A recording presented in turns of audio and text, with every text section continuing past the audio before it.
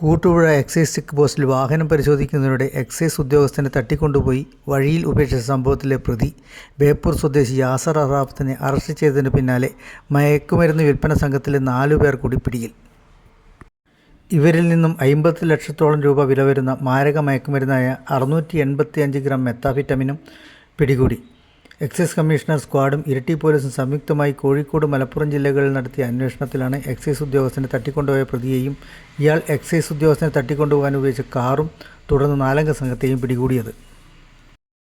പുളിക്കൽ അരൂരിൽ എട്ടുന്ന് വീട്ടിൽ ഷഫീഖ്, ഭാര്യ സൗദ, പുല്ലിപ്പറമ്പ് ചേലയമ്പ്ര KK ഹൗസിൽ VK അഫ്നാനുദ്ദീൻ, പുളിക്കൽ സിയാങ്കണ്ടത്ത് പുള്ളിയൻ വീട്ടിൽ മുഹമ്മദ് ഷാഹിദ് എന്നിവരാണ് അറസ്റ്റിലായത്.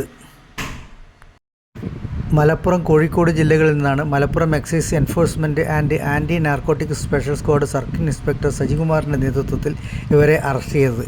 വെള്ളിയാഴ്ച പുലർച്ചെ 2:30-ക്കാണ് കൂട്ടുപുഴ എക്സൈസ് ചെക്ക് പോസ്റ്റിൽ വാഹന പരിശോധന നടത്തുകയായിരുന്ന assistant excise inspector KK Shaji, preventive officer Shaji Alokkan എന്നിവരെ കാറുകൊണ്ട് അപായപ്പെടുത്താൻ ശ്രമിച്ചത്.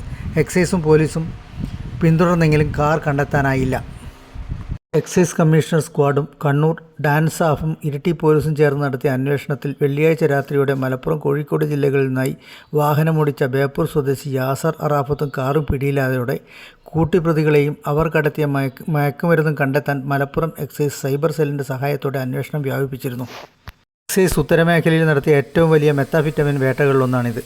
KL10 ഓൺ റോഡ് സ്ക്വാഡ് എന്ന പേരിലുള്ള ഓപ്പറേഷനിലാണ് 24 മണിക്കൂറിനകം തന്നെ എക്സൈസ് സംഘം പ്രതികളെ വലയിലാക്കിയത്.